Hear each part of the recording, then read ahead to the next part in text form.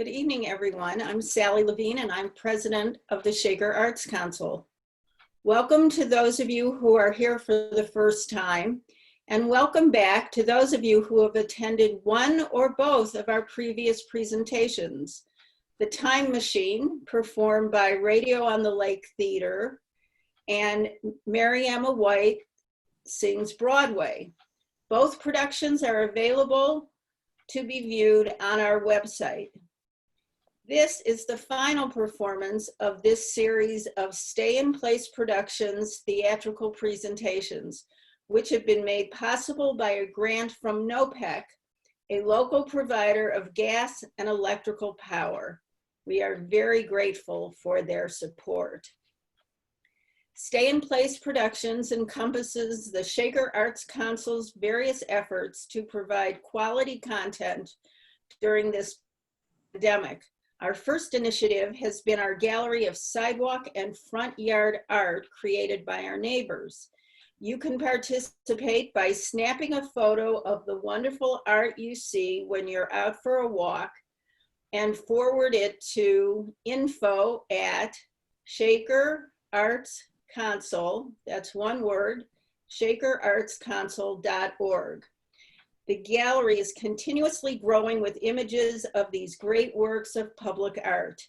Additionally, we have been offering online webinars and classes. Stay tuned as we announce additional classes and webinars beginning mid-September. In fact, we invite you to join the Shaker Arts Council to help us continue our work promoting local artists and presenting art to our community. Just go to the website to become a member. Tonight, we have two Shaker actors and married couple, Anaya Farrell and Don Carrier, in A.R. Gurney's Love Letters.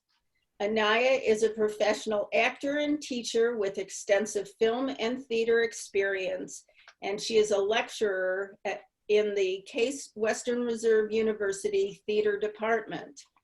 Don is an actor, teacher, and director who has worked extensively in theater and film across North America, and he is the director of the Case Western Reserve University Cleveland Playhouse MFA acting program. A.R. Gurney described his play, The Love Letters, by saying, "It needs no theater, no lengthy rehearsal, no special set, no memorization of lines, and no commitment from its two actors beyond the night of the performance." But I'm guessing that he never imagined that it could be performed during a pandemic remotely via Zoom. This lovely piece spans about 50 years, beginning in the 1930s. Please have your screen set to gallery view so that you can see both actors throughout the play. There will be no intermission, and this runs about an hour, a little over. We will have a short Q&A session at the end of the performance. Please share your questions with us by clicking on the Q&A button at the bottom of your screen. If we manage the technology correctly, I will be back to moderate the conversation. And now, it is my great pleasure to present Anaya Farrell and Don Carrier in Love Letters. Andrew Makepeace Ladd III accepts with pleasure the kind invitation of Mr. and Mrs. Gilbert Channing Gardner for a birthday party in honor of their daughter, Melissa, on April 19th, 1937 at 3:30. Dear Andy, thank you for the birthday present. I have a lot of Oz books, but not The Lost Princess of Oz. What made you give me that one? Sincerely yours, Melissa. I'm answering your letter about the book. When you came into second grade with that stuck-up nurse, you looked like a lost princess. I don't believe what you wrote. I think my mother told your mother to get that book. I like pictures more than the words. Now let's just stop writing letters. I will make my L's taller than my D's. I will close up my A's and my O's. I will try to make longer P's. Pass it on. You're funny. Will you be my Valentine? Were you the one who sent me a Valentine saying, "Will you be my Valentine?" Yes, I sent it. Then I will be, unless I have to kiss you. When it's warmer out, can I come over and swim in your pool? No, you can't.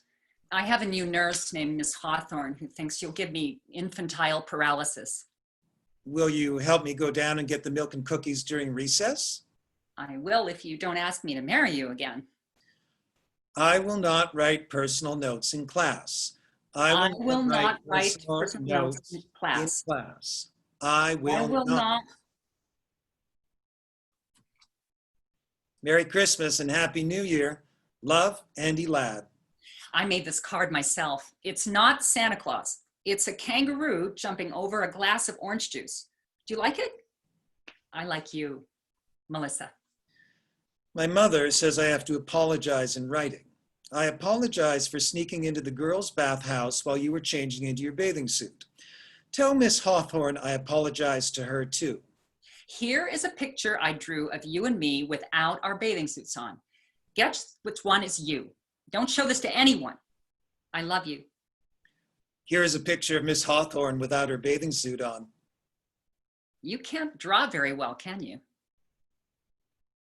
Thank you for sending me the cactus plant stuck in the little donkey. I've gotten lots of presents here in the hospital where I have to write thank you notes for every one. I hate it here.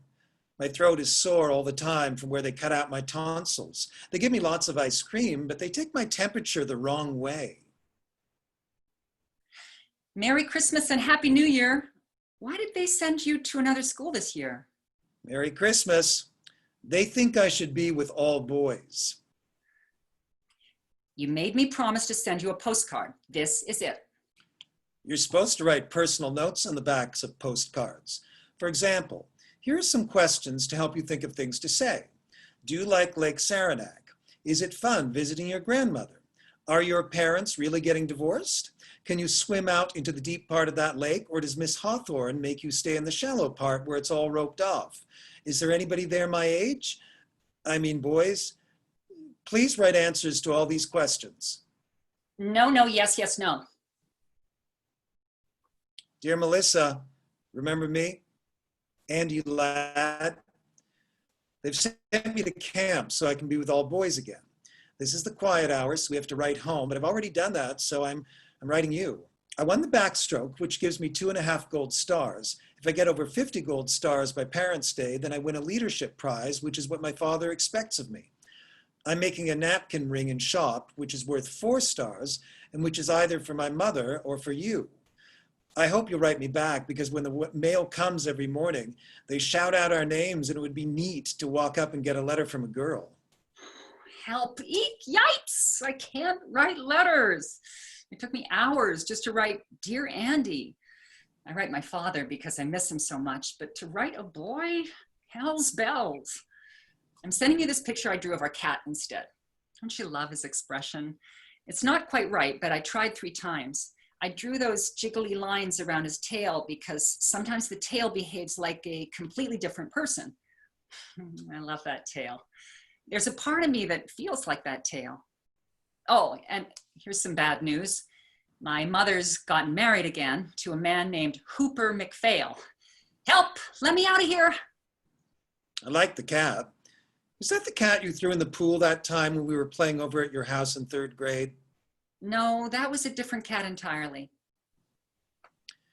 This is a dumb Halloween card and wouldn't scare anyone, but I'm really writing about dancing school. My parents say I have to go this year, but I don't see why I have to.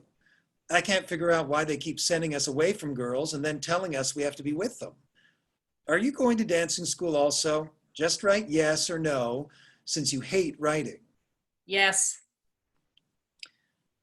Dear Mrs. McPhail, I want to apologize to you for my behavior in the back of your car coming home last night from dancing school.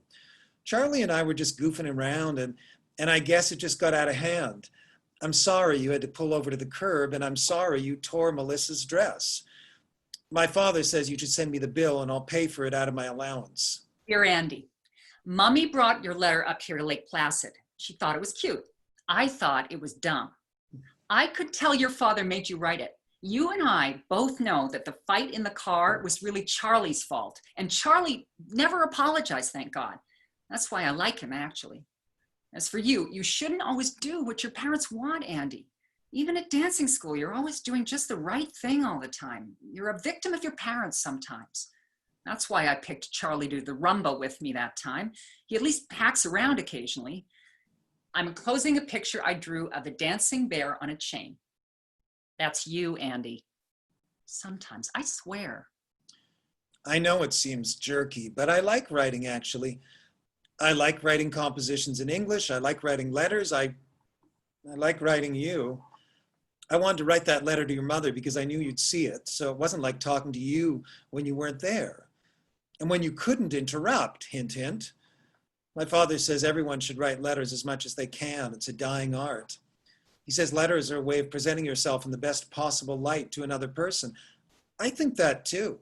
I think you sound way too much like your father, but I'm not going to argue by mail in any way the skiing's too good. Get well soon. I'm sorry you broke your leg. Mommy says I broke it purposely because I'm a self-destructive person and went down Whiteface Mountain without asking permission. All I know is I wish I'd broken my arm instead so I'd have a good excuse not to write letters. I'm enclosing a picture I drew of the bedpan. I'm serious. Don't you love its shape?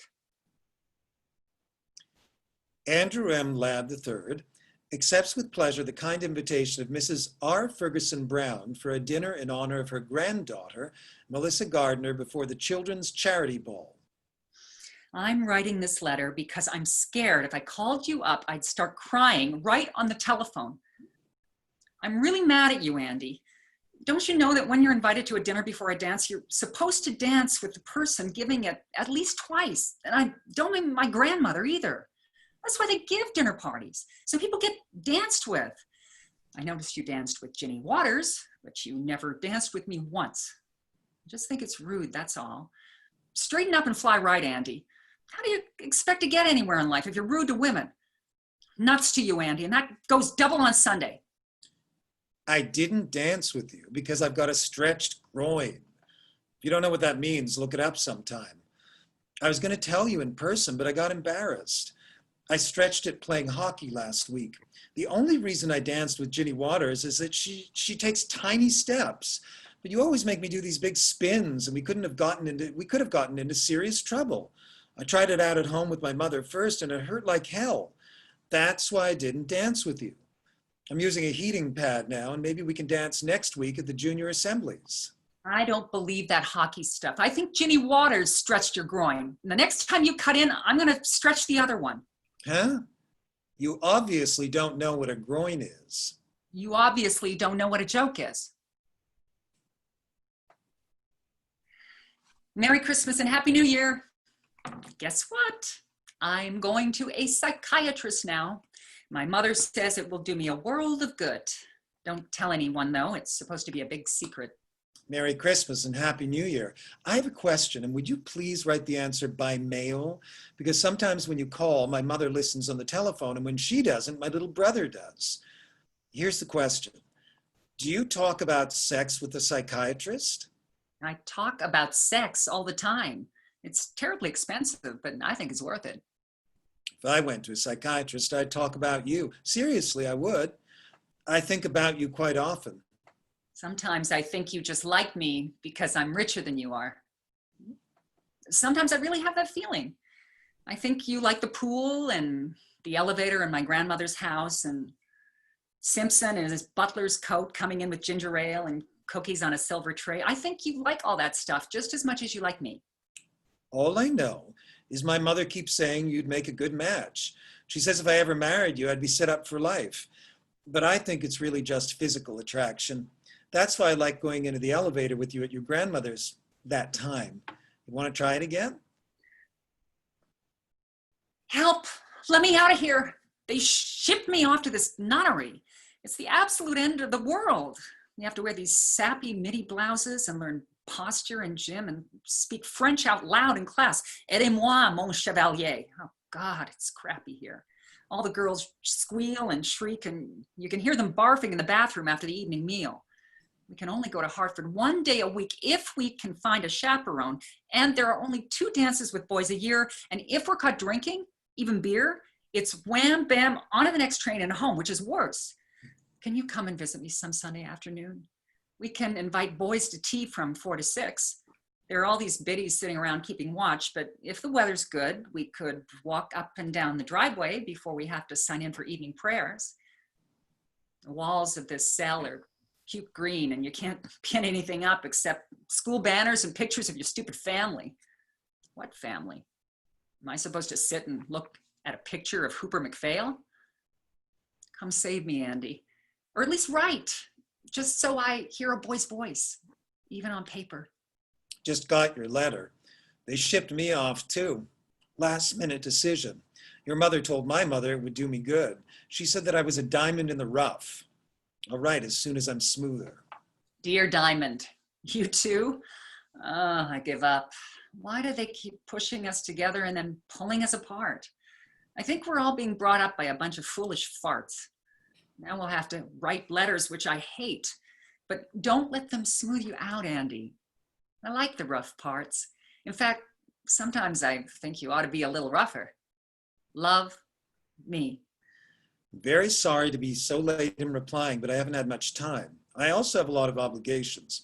I have to write my parents once a week and 3 out of 4 grandparents separately once a month, and Minnie, our cook, who sent me a box of fudge. Plus, I have all my schoolwork to do, including a composition once a week for English and another for history. Phew, school is going well, I guess. In history, we're studying the causes and results of the 30-year war. I think the Catholics caused it. In sacred studies, we have to compare and contrast all 4 gospels. It's hard to believe that they're talking about the same guy. In math, we're trying to factor with 2 unknowns. Sometimes I let X be me and Y be you, and you'd be amazed how it comes out. My grades are pretty good. They post your weekly average outside study hall, and last week I got a 91.7 overall average. Not bad, eh? I was elected to the student council, and I'm arguing for 3 things. 1, I think we should have outside sports rather than keeping them all intramural. 2, I think we should have more than 1 dance a year. I think female companionship can be healthy occasionally, even for younger boys. And 3, I think we should only have to go to chapel once on Sunday. I think it's important to pray to be a better guy and all that, but if you have to do it all day long, you can get quite boring. And if you get boring to yourself, think how boring you must be to God. I'm playing left tackle on the 3rd team, and I'll be playing hockey, of course, this winter. And I think I'll try rowing this spring, since I always stank at baseball. I have to memorize the last 5 lines of Paradise Lost. It reminds me of you and me sent away from home. I'll write it down for you. Some natural tears they dropped, but wiped them soon. The world was all before them where to choose their place of rest, and Providence their guide.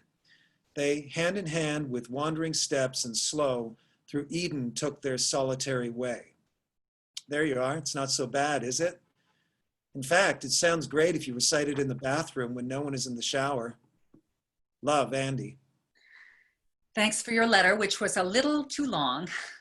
I guess you have a lot of interesting things to say, Andy, but some of them are not terribly interesting to me. I want to hear more about your feelings.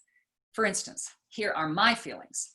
This place stinks, but I don't want to go back home because Hooper McPhail stinks, and I haven't heard of another boarding school that doesn't stink, which means that life stinks in general. Those are my feelings for this week. Write soon. Love, me. One feeling I have almost all the time is that I miss my dog, Porgy. Remember him? The black cocker who peed in the vestibule when you patted him when you came back to our house after the skating party? I miss him all the time. I wrote a composition about him for English called Will He Remember, and got a 96 on it. It was about how I remember him, but will he remember me? I have a picture of him on my bureau next to my parents. But by the way, could I have your picture too? Here's a picture of me taken at the Hartford bus station. I was all set to run away and then decided not to. This is all you get until I get my braces off Christmas vacation. Don't look at my hair. I'm changing it. By the way, do you know a boy there named Spencer Willis? There's a girl here Annie Abbott, who met him in Edgartown last summer and thinks he's cute. Would you ask him what he thinks of her? Spencer Willis says Annie Abbott is a potential nympho. I'm sorry to tell you this, but it's true. Annie says to tell Spencer he's a total turkey. Tell him she'd write and say so herself, but she's scared of barfing all over the page. Did you get out for Thanksgiving? We don't because of the war. We do, but I don't.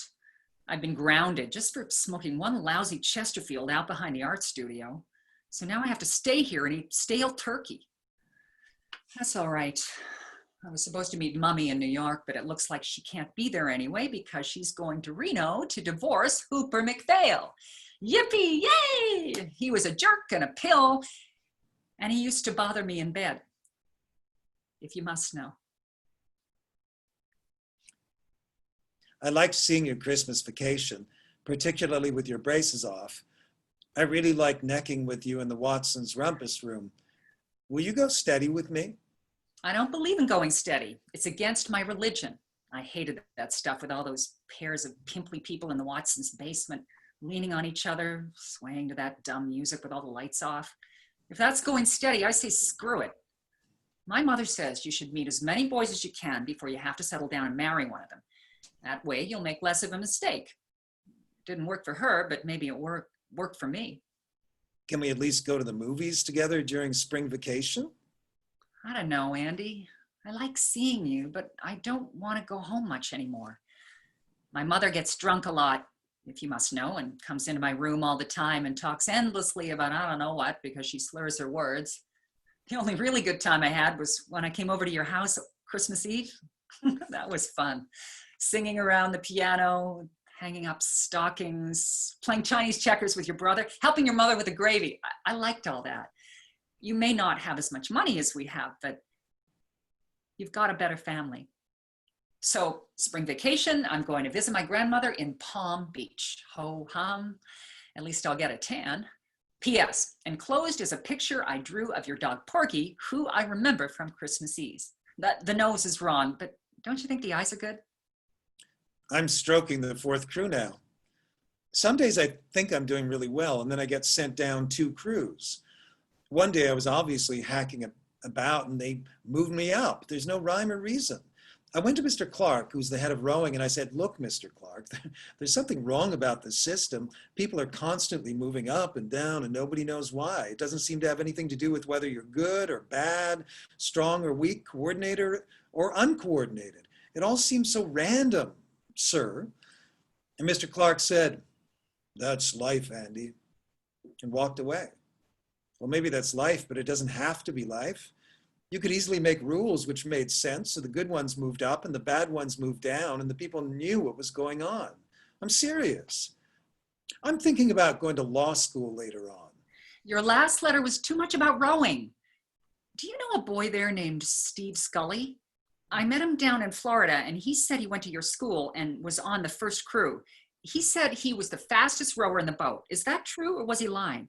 I think he may have been lying. Steve Scully was lying. He doesn't even row. And if he did and rowed faster than everyone else in the same boat, he'd mess the whole thing up. He said he got to second base with you. Is that true? Steve Scully is a lying son of a bitch, and you can tell him I said so. Will you be around this summer? I think I've got a summer job caddying, so no more camp, thank God. I'll be visiting my father in California. I haven't seen him in 4 years. He has a new wife, and I have 2 half-sisters now.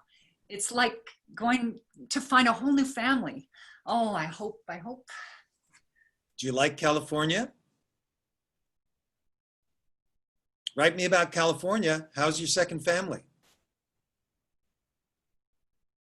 Did you get my letters? I checked with your mother and I had the correct address. How come you haven't answered me all summer?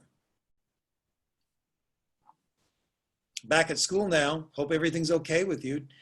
Did you get my letters out in California, or did you have a wicked stepmother who confiscated them? I don't want to talk about California, ever. For a while, I thought I had 2 families, but now I know I really don't have any. You're very lucky, Andy. You don't know it, but you are. Maybe I'm lucky too, in another way. I was talking to Mrs. Wadsworth, who comes in from Hartford to teach us art. She says I have a real talent both in drawing and in painting, and she's going to try me out in pottery as well. She says some afternoon she's going to take me just by myself to her studio in Hartford, and we'll do life drawings of her lover in just a jockstrap. Don't laugh. She says art and sex are sort of the same thing. Dear Melissa, I have 4 questions, so please concentrate. 1, will you come up for the midwinter dance? 2, if so, can you arrive on the 11:22 Friday night train? 3, does the rector's wife have to write your headmistress telling you where you will be staying? 4, does the rector's wife also have to write your mother? The answer is yes, except for my mother, who won't care. I have to tell you this. Right off the bat, I am really goddamn mad at you. I invite you up here for the only dance my class has been able to have since we got here. I meet you at the train and buy you a vanilla milkshake and bring you out to school in a taxi. I score 2 goals for you during the hockey game the next afternoon. I buy you the $8 gardenia corsage. I make sure your dance card is filled with the most regular guys in the school. And then what happens? I now hear that you sneaked off with Bob Bartram during the Vienna Waltz and necked with him in the coat room. I heard that from 2 guys. And then Bob himself brought it up yesterday at breakfast. He says he French kissed you and touched both your breasts. I tried to punch him, but Mr. N-Body restrained me. I'm really sorry, Melissa. I consider this a betrayal of everything I hold near and dear, particularly since you would hardly let me even kiss you goodnight after we had cocoa in the rector's. And you know what I'm talking about too, so don't expect any more letters from me or any more telephone calls either during spring vacation. Sincerely yours. Sorry. I am. I hate that Bob Bartram. I hated him even when I necked with him. I know you won't believe that, but it's true. You can be attracted to someone you hate. Well, maybe you can't, but I can. So, all right, I necked with him, but he never touched my chest. And if he says he did, he should be strung up by his testicles. You tell him that for me at breakfast. Anyway, I got carried away, Andy, and I'm a stupid bitch, and I'm sorry. I felt so guilty about it that I didn't want to kiss you after the cocoa. And besides, Andy, gulp, how do I say this? With you, it's different. You're like a friend to me. You're like a brother. I've never had a brother, and I don't have too many friends. So you're both, Andy. You're it. My mother says you must never say that to a man, but I'm saying it anyway, and it's true. Maybe if I didn't know you so well, maybe if I hadn't grown up with you, maybe if we hadn't written all these goddamn letters all the time, I could have kissed you the way I kissed Bob Bartram. Oh, but please, let's see each other during spring vacation, please. I count on you, Andy. I need you. I think sometimes I go stark raving mad if I didn't have you to hold on to. I really think that sometimes. Much love. Happy Easter. I know no one sends Easter cards except maids, but here's mine anyway, drawn with my own hot little hands. I drew those tears on that corny bunny on the left because it misses you so much, but maybe I've just made it all the cornier. Greetings from Palm Beach. Decided to visit my grandmother, yawn, yawn. I'm a whiz at backgammon and Jim Rummy. Here you took Gretchen Lascelles to see Quo Vadis and sat in the loge and put your arm around her and smoked. Naughty, naughty. Back at school, but not for long, that's for sure. Caught nipping gin in the woods with Bubbles Harriman.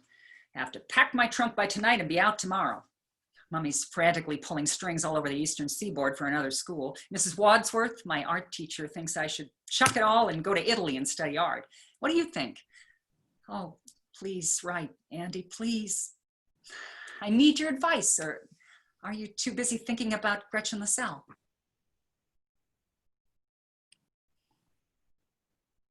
To answer your question about Italy, I think you're too young to go. My mother said she had a roommate once who went to Italy in the summer, and the men pinched her all the time in the rear end. Mother said she became thoroughly overstimulated. So I think you should go to another school, graduate, go to college, and maybe after that, when you're more mature, you could go to Italy. That's my advice, for what it's worth, which is probably not much the way things are going between you and me. Here I am at Emma Willard's Academy. Help! Let me out of here. Plus ça change, plus c'est la same shit. Are you coming straight home this June? Because I am. I want to see you. Or are you still in love with Gretchen Lascelles? For your information, I'm not taking Gretchen Lascelles out anymore. I brought her home after the Penny's party and my father caught us on the couch. He told me that he didn't care what kind of girls I took out as long as I didn't bring them around my mother, even though my mother was up in bed. Still, I guess Gretchen can be embarrassing to older people. I hope to see you in June then. Can't come home in June, sorry. I have to go be a counselor at this school camp. I'm vice president of my class now, and I'm supposed to set an example of social responsibility all through July. I'll be writing you letters, though, and I hope you'll write me. I don't want to write letters all the time. I really don't. I want to see you. You just need more confidence in your letter writing ability. Sometimes you manage to attain a very vivid style. Won't you please just stop writing about writing and come home and go to the Campbell's sports party before you go up to that stupid camp? Please. I behave better when you're around. In person, please. Greetings from New Hampshire. This card shows the town we're near, where we sneak in and buy beer. We're cleaning the place up now and putting out the boat docks and caulking the canoes because the kids arrive tomorrow. Gotta go right soon. I miss you. I really wish you had come to the Campbell sports party. Dear Melissa, Sandy McCarthy arrived from home for the second shift here at camp, and he told me all about the Campbell's sports party. He said you wore a two-piece bathing suit and ran around goosing girls and pushing boys into the pool. Do you enjoy that sort of crap? Don't you ever like just sitting down somewhere and making conversation? Sandy says you're turning into a hot box.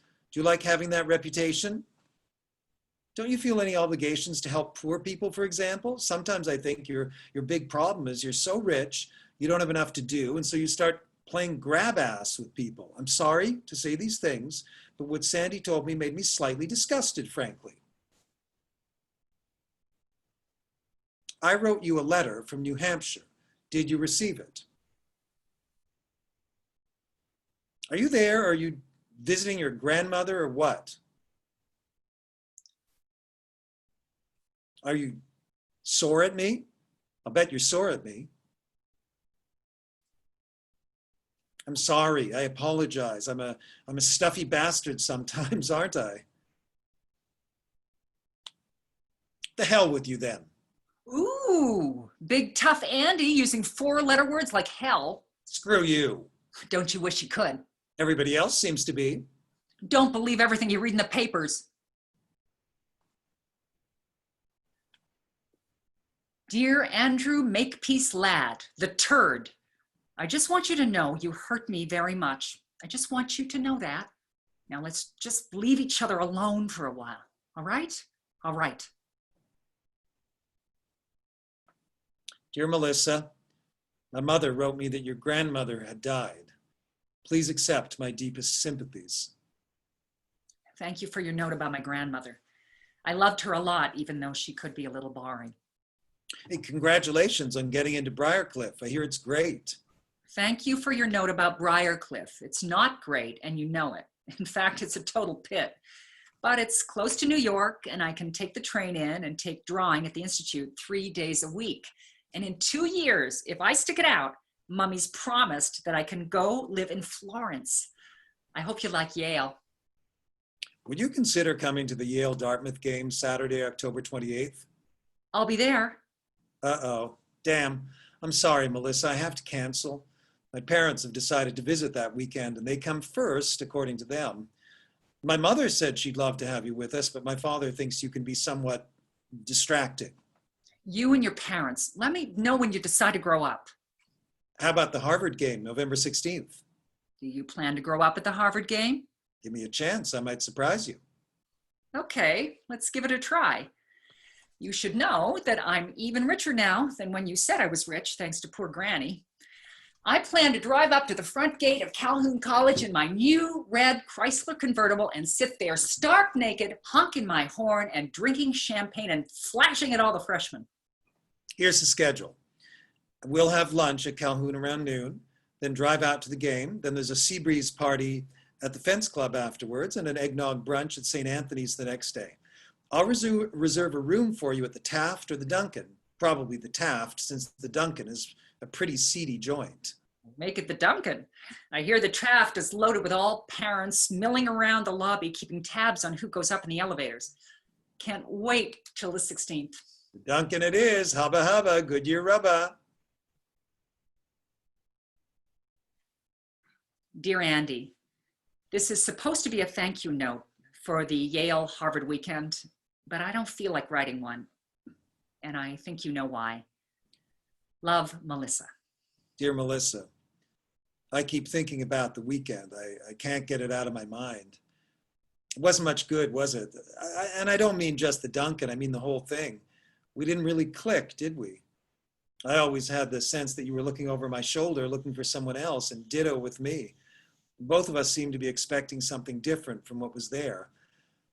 And as for the Hotel Duncan, I don't know. Maybe I had too many sea breezes, maybe you did. But what I really think is that there were too many people in that hotel room. Besides you and me, it seemed my mother was there egging us on, and my father shaking his head, and your mother zonked out on the couch, and Miss Hawthorne and your grandmother sitting on the sidelines watching us like hawks. Anyway, I was a dud, I admit it. I'm sorry. I went to the infirmary on Monday and talked to the doctor about it, and he said these things happen all the time, particularly where there's a lot of pressure involved. That women don't have to worry about it so much, but the man does. Anyway, it didn't happen with Gretchen Lascelles. You can write her and ask her if you want. You know what I think is wrong? These letters, these goddamn letters. That's what's wrong with us, in my humble opinion. I know you more from your letters than I do in person. Maybe that's why I was looking over your shoulder. I was looking for the person who's been in these letters all these years, or for the person who's not in these letters. I don't know. All I know is you're not quite the same when I see you, Andy. You're really not. I'm not saying you're a jerk in person. I'm not saying that at all. I'm just saying that all this letter writing has messed us up. It's a bad habit. It's made us seem like people we're not. So maybe what was wrong was that there were two people missing in the Hotel Duncan that night, namely the real you and the real me. Whatever the matter is, we're in real trouble, you and I. That I realize. So now what do we do about it? Maybe we should just concentrate on dancing together. Then we can still hold each other and move together and get very subtly sexy with each other and not have to deliver the goods all the time, if you know what I mean. Come to think of it, maybe that's why they sent us to dancing school in the first place. Maybe that's why dancing was invented. At least we should stop writing letters for a while. You could start telephoning me, actually. Here is our dorm number. Wilson 12486. I hate talking to you on the telephone. Yours is in the hall and ours is right in the college dining room. People are always coming and going and making cracks. Telephoning is not letter writing at all. I called the telephone company and they put a private phone in my room. Rogers 22403. It's sort of expensive, but at least we can talk. The reason I'm writing is because your phone's always busy. Or else ours is, and I can't afford a private one. Maybe we should just start writing letters again? No letters, please. Now order that telephone. I'll lend you the dough. Just think about it. You can talk back and forth and hear someone's real voice and get to know someone in life rather than on writing paper, for God's sakes. Now get that phone, please. I'm writing because when I telephoned, you just hung up on me. One thing about letters, you can't hang up on them. You can tear up letters, though. Enclosed are the pieces. Send them to Angela Atkinson at Sarah Lawrence. What the hell is the matter? I hear you're now writing long letters twice a week to Angela Atkinson. That's what's the matter. Okay, here goes. The reason I'm writing Angie Atkinson is because I just don't think I can stop writing letters, particularly to girls. I love to write. I love writing you most of all. I always have. I feel like a true lover when I'm writing you. This letter, which I'm writing with my own hand, with my own pen, and my own penmanship, comes from me and no one else, and is a present of myself to you. It's not typewritten, though I've learned how to type. There's no copy of it, though I suppose I could use a carbon.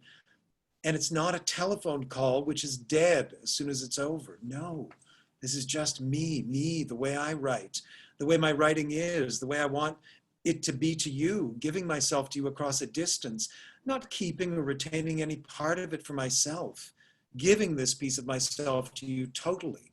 And you can tear it up and throw me out or keep me and read me today, tomorrow, anytime you want until you die. Oh, boy, Andy. Love, Melissa. No, I meant what I wrote in my last letter. I've thought about it. I've thought about all those dumb things which were done to us when we were young. We had absent parents, slapping nurses, stupid rules, obsolete schooling, empty rituals, hopelessly confusing sexual customs. Oh my God, when I think about it now, it's almost unbelievable. But they made us right. Thank God for that. That saved us, or at least it saved me. So I have to keep writing letters. And if I can't write them to you, I have to write them to somebody else. I don't think I could ever stop writing completely. Now, can I come up and see you next weekend? Or better yet, won't you please escape from that suburban Sing Sing and come down here and see me? I wrote my way into this problem, and God damn it, I'm writing my way out. I'll make another reservation at the Hotel Duncan, and I promise I'll put down my pen and give you a better time. Dear Andy, guess what? Right while I was in the middle of reading your letter, Jack Duffield phoned from Amherst and asked me for a weekend up there. So I said yes before I got to where you asked me. Sorry, sweetie, but it looks like the telephone wins in the end. Dear Melissa, somehow I don't think this is the end. Could be, but I don't really think it is. At least I hope it isn't. Love, Andy. End of part 1. Part 2. Hey, yoo-hoo, look where I am. Florence. Whoops, I mean Firenze. I love it. What are you doing in Florence? What am I doing? I'm painting, among other things. Good luck on the painting. Go slow on the other things. Merry Christmas. Buon Natale. Happy birthday. Mother wrote me you won an art prize in Perugia. She said it was a big deal. Congratulations. Congratulations on making scroll and key, whatever that is. Merry Christmas from the land of Oz. Feliz Navidad from the Costa del Sol. Happy birthday from the Sterling Library. Here you graduated summa cum laude and with all sorts of prizes. Sounds disgusting. Anchors away. Here I am looking like Henry Fonda and Mr. Roberts, writing this during the mid-watch on the bridge of a giant attack aircraft carrier, churning through the Mediterranean in the wake of Odysseus and Lord Nelson and Richard Halliburton. You'll be pleased to know our guns are loaded, our planes in position, and our radar is constantly scanning the skies, all designed simply and solely to protect you against communism. The next time you see me, I want you to salute. I should have known you'd join the Navy. Now you can once again be with all the boys. Hey, we come into La Spezia in January. Could we meet? Sorry, I'll be in Zermatt in January. Ship will be in Mediterranean all spring. We'll come into Naples March 3rd, 4th, or 5th. How about standing on the pier and waving us in? As the French say, je suis désolé. I'm meeting Mother in Paris in March. Why don't you sail up the Seine? Merry Christmas from Manila. I've been transferred to an admiral's staff. Happy New Year from Aspen. What are you doing in Aspen? Going steadily downhill. Hello from Hong Kong. Goodbye to San Francisco. Konnichiwa. Shore duty in Japan. Hey, you. Rumor hath it, you're hooked up with some little bar girl out there. Say it isn't so. Mother wrote that you're living with some Japanese girl and your family's all upset. Is that true? Did you get my letter? You're so far away and your Navy address is so peculiar that I'm not sure I'm reaching you. I hear you're seriously involved with a lovely Japanese lady. Would you write me about her? Merry Christmas and Happy New Year. I thought you might appreciate this card. It's a print by the 19th century artist Hiroshige. It's called Two Lovers Meeting on a Bridge in the Rain. Love, Andy. Hey, you sly dog. Are you getting subtle in your old age? Are you trying to tell me something? If so, tell me more. I told my psychiatrist about the great love affair you're having in Japan. I said I felt suddenly terribly jealous. Well, is it true? Write me what you think. I'm dying to hear from you. Did you get my last letter? I hope I didn't sound flip. Actually, I've just become involved with someone too.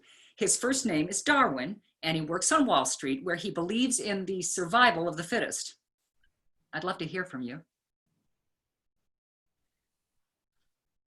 Your mother told my mother that you've decided to marry your Japanese friend and bring her home.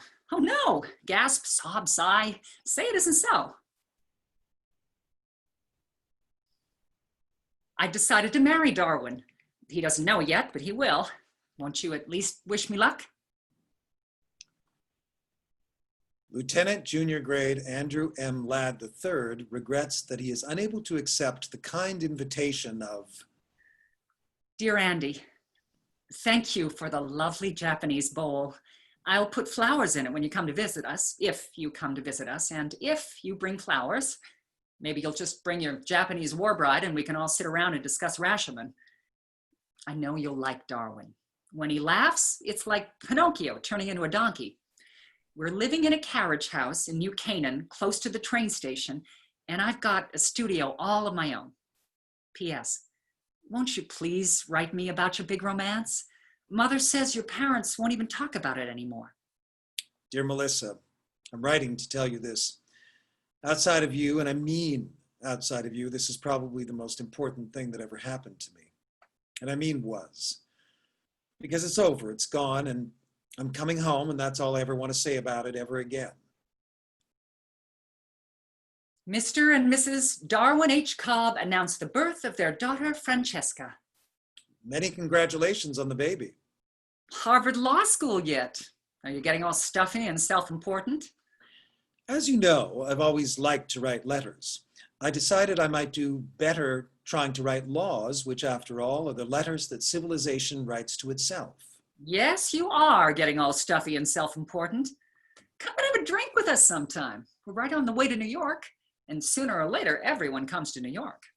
Read the New York Times account of your show in Stamford. Sounds like you are causing a series of seismic shocks up and down the Merritt Parkway. Don't joke about my work. There's more there than what they said in your goddamn Bible, the New York Times. And closed, see what other critics said. Notice they think I'm good. I am too, or could be. If I can only focus. Sorry. I know you're good. I've always known it. Here you made the law review, whatever that means. I assume you review laws. I wish you'd review some of the marriage laws. Just a quick note. Are you in any trouble?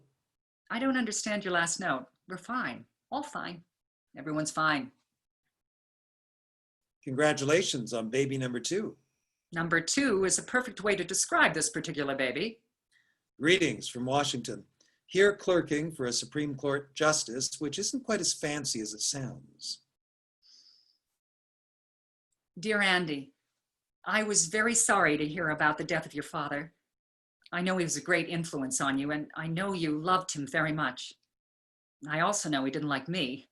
I'm sure he thought I was bad for you, and I probably was. Still, he was a good, decent man, and I always knew where I stood with him when you'd bring me home to your family back in the old days, back in the land of Oz. I wish I'd had a father like that. Please accept my deepest sympathies.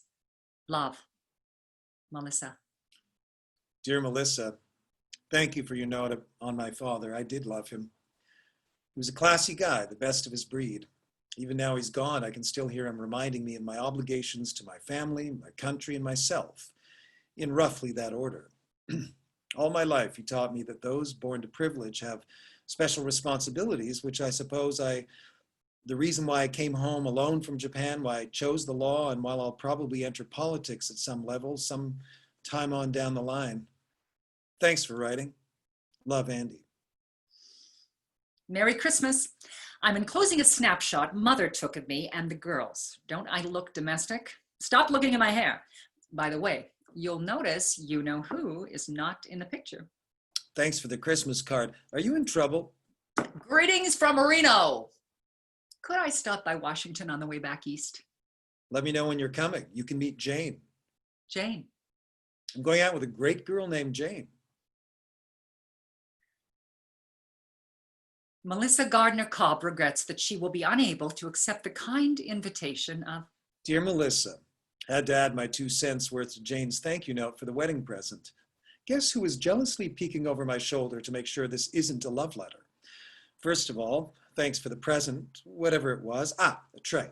I'm now told it was a tray, a hand-painted tray. Hand-painted by you, I'll bet. Anyway, thank you. I hope all goes well with you as it does with us. We'll be moving to New York in the fall. I've got a job with one of those high-powered law firms. It will probably be stuffy as hell for a while, but I'll learn the ropes.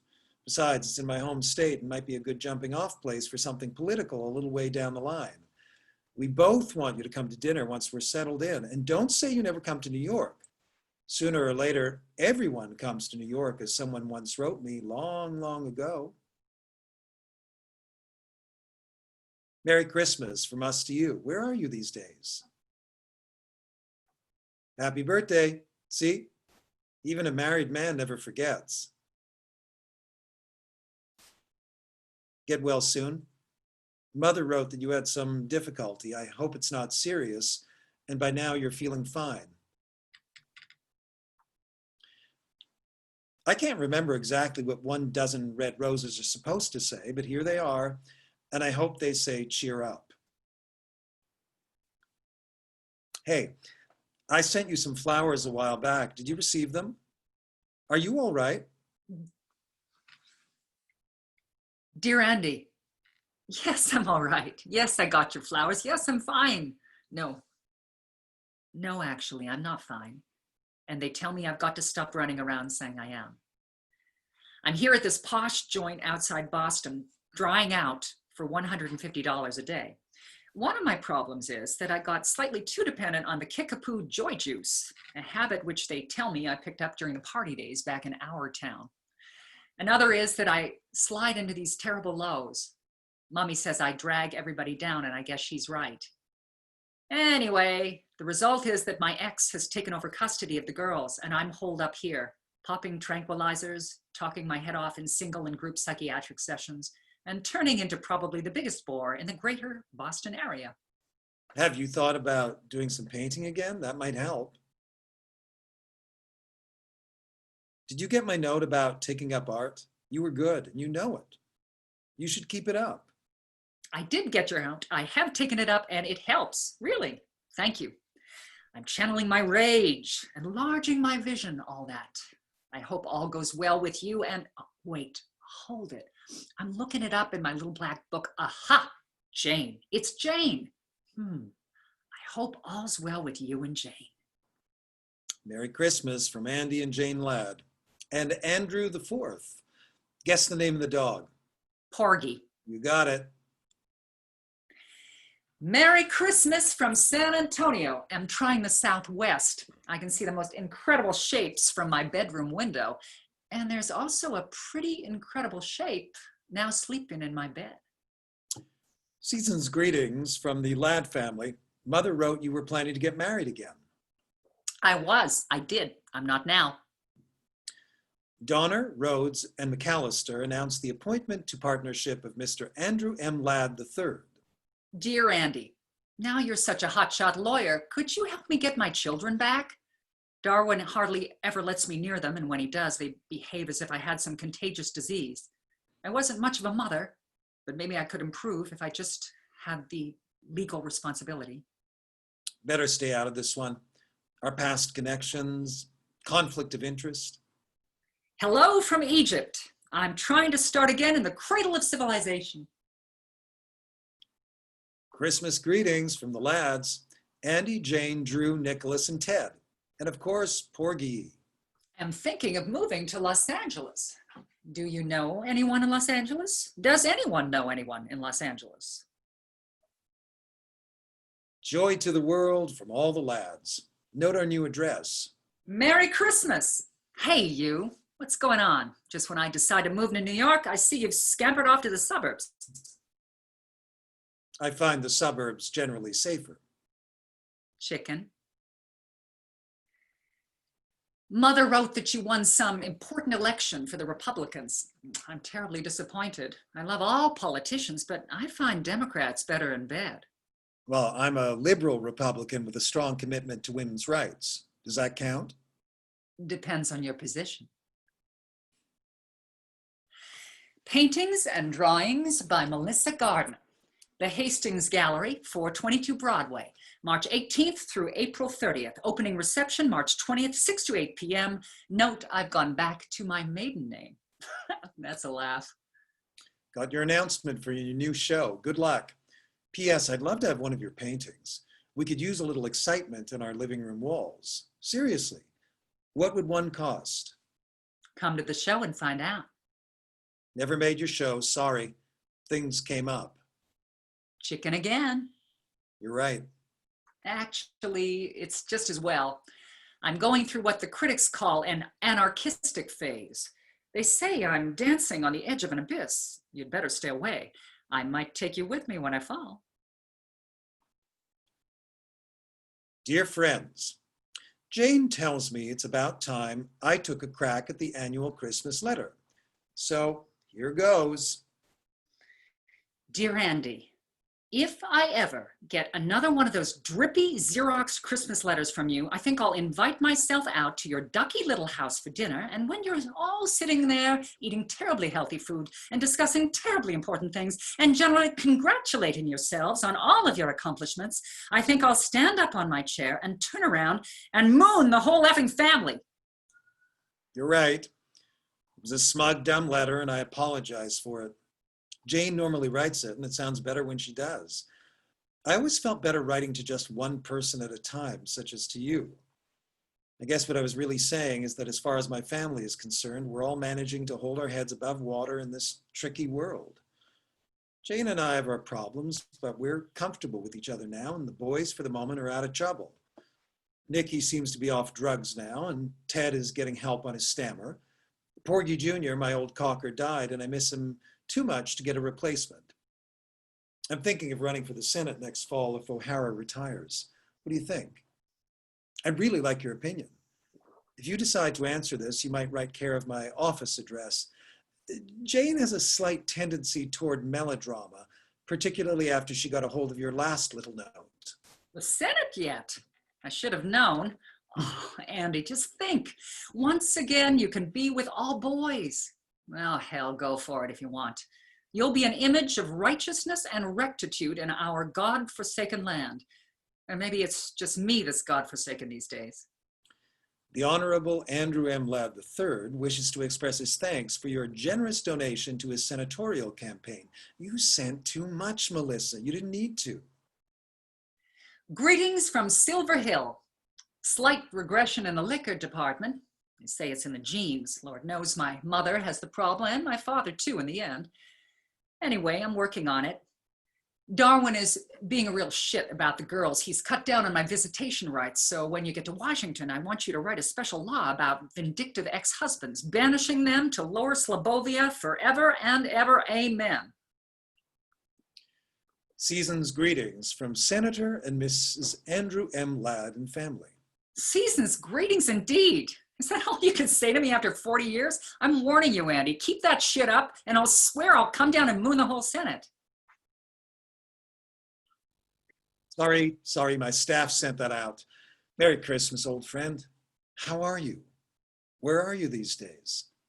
Living in New York, alone for a change. But the big question is, who am I these days? That's the toughie. I keep thinking about that strange old world we grew up in. How did it manage to produce both you and me? A stalwart, upright servant of the people, and a boozed out, cynical, lascivious old broad. The best and the worst, that's us. Don't be so tough on yourself. Get back to your art. I'll try. Merry Christmas, Happy New Year, and much love. Much love. Much love. God, Andy, how sexy. Remember how much that meant in our preppy days? If it was just love, you were out in the cold. And if it was all my love, you were hemmed in for life. But much love meant that things could go either way. Remember? Merry Christmas and love from us all.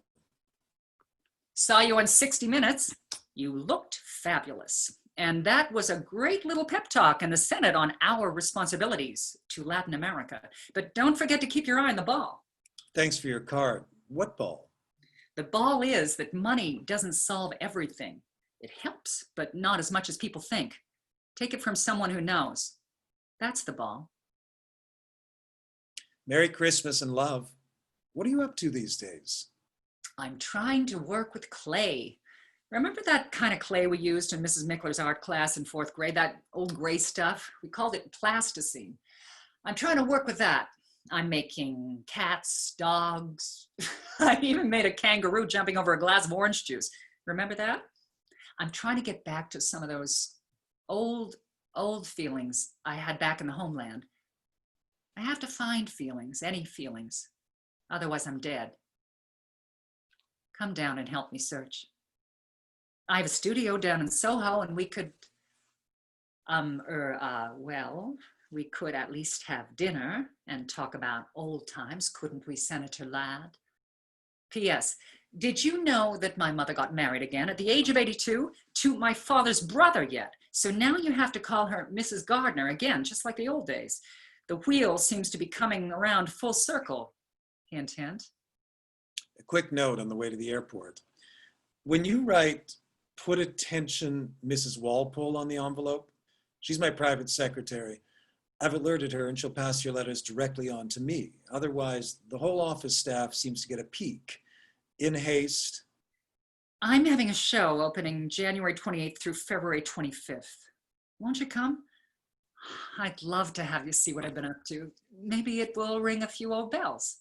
Can't make it. I'll be on an official visit to the Philippines most of February, and then a week skiing at Stowe with the boys. Good luck. How'd the show go? Haven't heard from you. Tell me about the show. I want to hear from you, please. The show stank. The crowd hated it. The critics hated it. I hated it. It was nostalgic shit. You can't go home again, and you can quote me on that. I'm turning to photography now. Realism, that's my bag. The present tense. Look at the modern world squarely in the face and don't blink. Oh, Andy, couldn't I see you? You're all I have left. I'll be in New York next Tuesday the 19th. Have to make a fundraising speech at a dinner. I could stop by your place afterward. I'll be there all evening. Red roses. This time, I think I know what they mean. All I know is that after last night, I want to see you again. Any chance of any other fundraisers coming up in the near future? Mrs. Walpole, are you there? Are you delivering the mail? I'm sorry it's taken so long to reply. I've been upstate mending a few fences and then to Zurich for a 3-day economic conference and then a weekend with Jane mending a few fences there. Darling, I'll have to ask you not to telephone the office. Every call has to be logged in and most of them get screened by these overeager college interns who like to rush back to Cambridge and New Haven and announce to their classmates in political science that Senator Ladd is shacking up on the side. These phones simply aren't secure. Long last, the letter beats out the telephone, my love. Anyway, it feels good holding this thing again. It feels good writing to you again, longhand, forming my D's and T's the way Miss Emerson taught us so long ago. I know you've never liked writing letters, but now you have to, ha. As for business, I plan to come through New York next Wednesday, and I'll call you from the airport if there's time to stop by. Sweetheart, I loved seeing you. Come again. We'll be stopping through a week from next. Did you ever dream we'd be so good at sex? 2 uptight old wasps going at it like a sale at Brooks Brothers. I figure 50 years went into last night. Let's go for 100. Oh my God, come again sooner or sooner.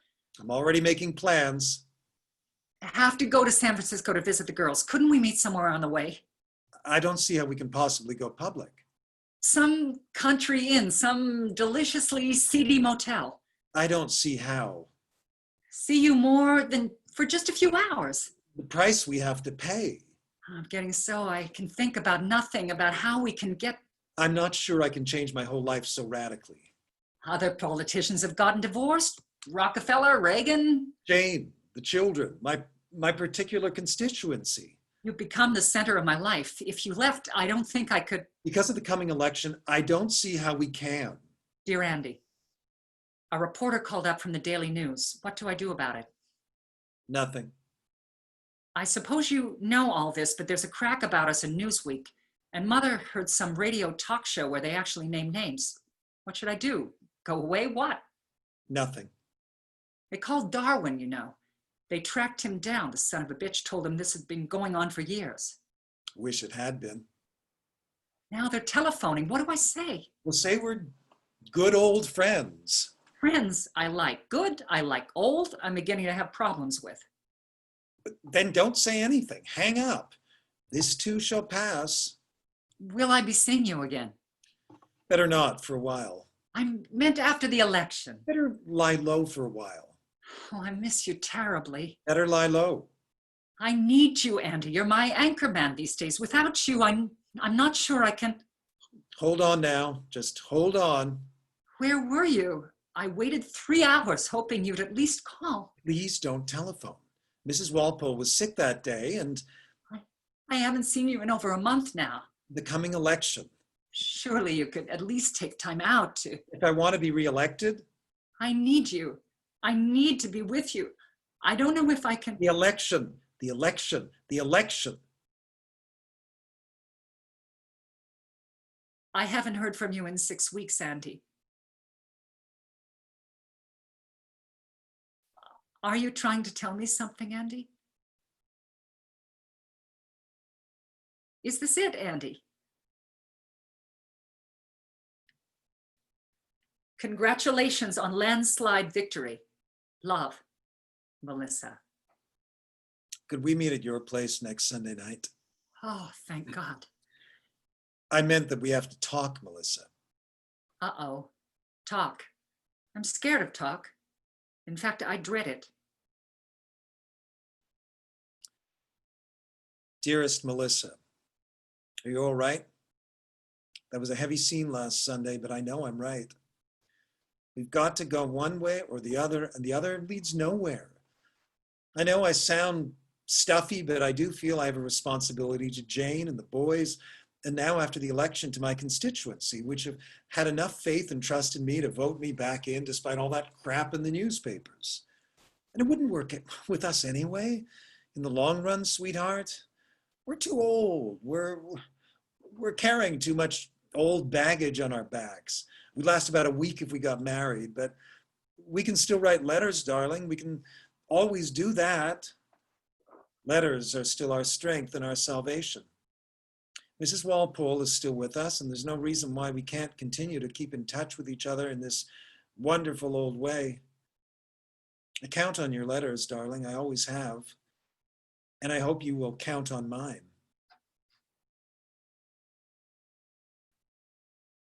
Are you there?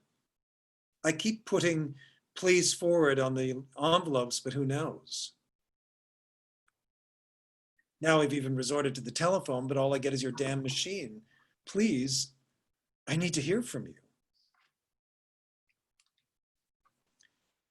Senator and Mrs. Andrew M. Ladd III and family send you warm holiday greetings and every good wish for the new year. Andy, lad, is that you? Blow-dried and custom-tailored and jogging trim at 55, hiding behind that lovely wife with her heels together and her hands folded discreetly over her crotch. Oh, is that your new dog, Andy? I see you've graduated to a golden retriever. And are those your sons and heirs? And help! Is that a grandchild nestled in someone's arms? God, Andy, you look like the Holy Family. Season's greetings and happy holidays and even Merry Christmas, Senator Ladd. We who are about to die salute you. Just reread your last note. What's this "we who are about to die" stuff? May I see you again? I want to see you again, if I may.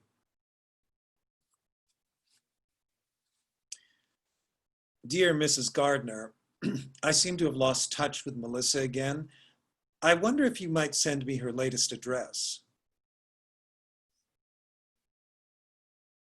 Dear Melissa, your mother wrote that you'd return to the land of Oz.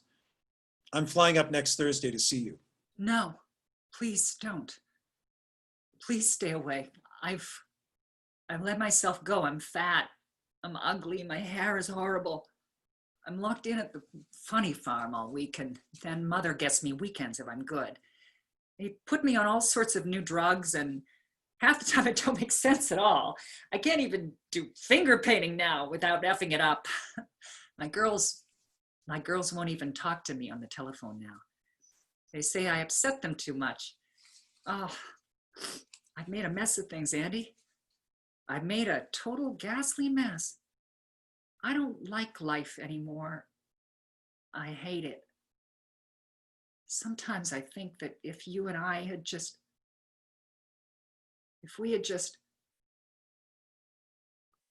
oh, but just stay away, Andy, please. Arriving Saturday morning, we'll meet you at your mother's. Don't. I don't want to see you. I won't be there. I'll be gone, Andy. I swear. I'll be gone.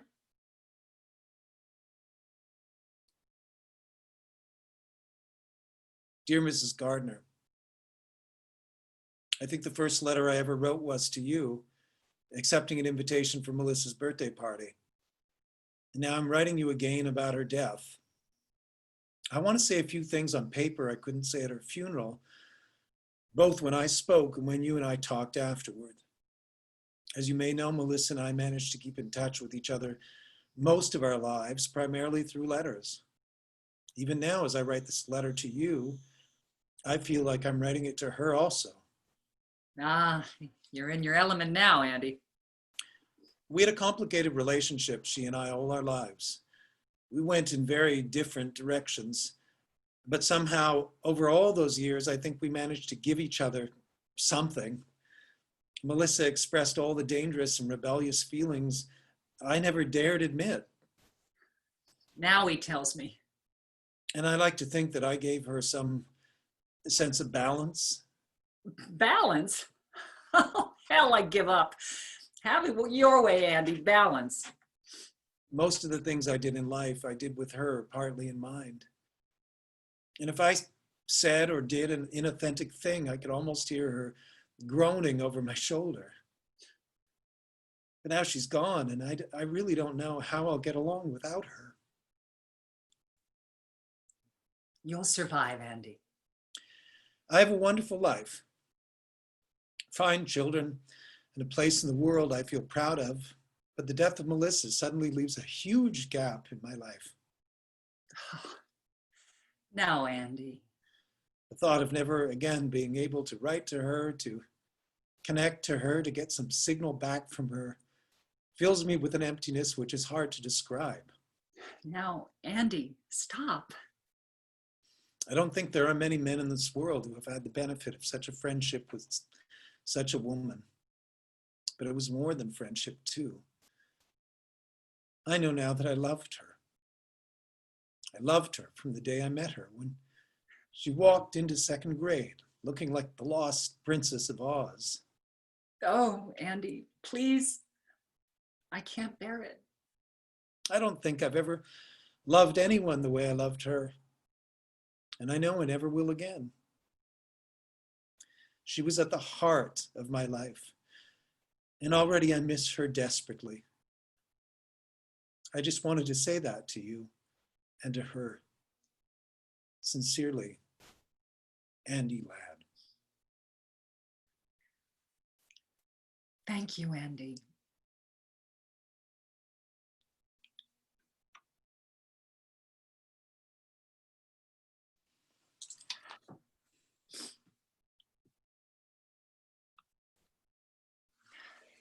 Well, I hope you can hear all the applause. Bravo, brava. Wonderful, wonderful performance. And I do see that we have a couple questions, so thank you both so much. Okay, have you done many performances together? I'll let Anaya answer that. What was really interesting is that when we were very young, I booked my first equity gig. Dawn was already equity. And out of hundreds of people, summer stock, they put us together, they cast us together in 3 plays, 2 of which we played a married couple, one of which he played a deranged murderer. And we weren't married in that one. But isn't that interesting? And then after that, we did act in a lot of productions together. We had theater companies together. We developed, we toured together in a couple of things. But of course, we haven't done anything together for a long, long time. So it's really nice. That was great. How was preparing for a Zoom virtual performance, particularly, I'm sure the audience doesn't know this, but you are not in the same space right now. Don is in his home and Anaya is in her office, so that we wouldn't have any feedback and problems with the computers competing. But how did you prepare given the distance when this was designed for 2 people sitting next to one another? Well, even when they're supposed to be sitting next to each other, they're not supposed to look at each other. So that's written in the script. You know, that's what the writer wanted. He wanted to wait till the very end until there was some sort of physical connection.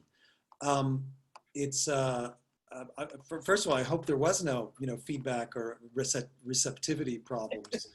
I had a couple of times when it said your internet is shaky, so I hope that didn't impact. So, I mean, the writer has written it specifically for people who, to not go, there's not the necessity of a long rehearsal process or anything. But no, it didn't make any difference. In fact, I can't even see her now because I don't know what I've done to my Zoom, but when we were reading it, I had the script on the screen rather than having a book, so we'd be looking down a lot.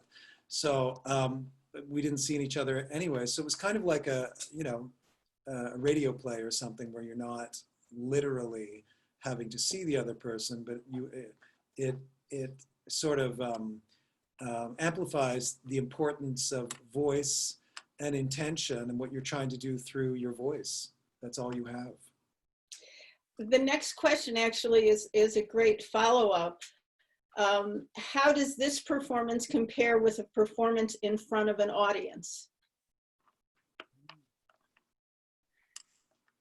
Well, I'll just answer first. I think I've never done a performance like this. So to me, it was really interesting in terms of containment of energy.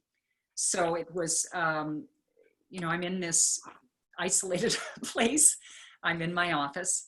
And the thing that we noticed when we were preparing for this, we went through it, is that the places where hopefully there would be laughs, of course, we don't have them. And sometimes there's this rhythm. Well, often there's a rhythm that goes along with laugh lines, and you kind of ride it and you measure and discern the audience's reaction, and you kind of roll with that. And sometimes they're even galvanized. So we didn't really have that.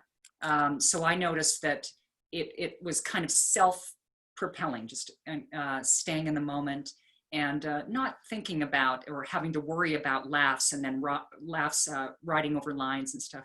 What do you think, Don?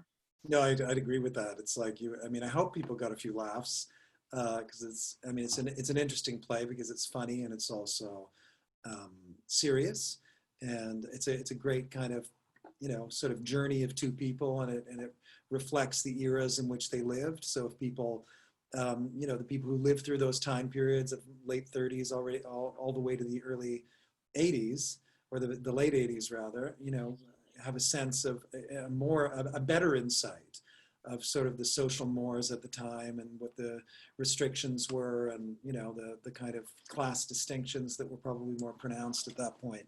So I think those things were interesting. But yeah, it's something that people are doing more and more in terms of Zoom productions.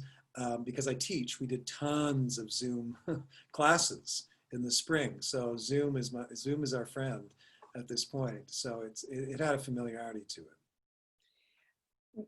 That's the, I'll make that the last question, but we did get a follow-up comment where someone said, to me, it felt like you were in the same room. The air was very charged and I found it very moving. So it worked. So that part is great. And then somebody asked that with the fall semester coming up, how do you anticipate theater and Zoom and all of, not the teaching so much, but the performance? How do you anticipate that this new situation will develop? Well, just knowing from my own experience of working up what we're going to do for our MFA season, I mean, in order to do anything really, it has to be done remotely, Zoom.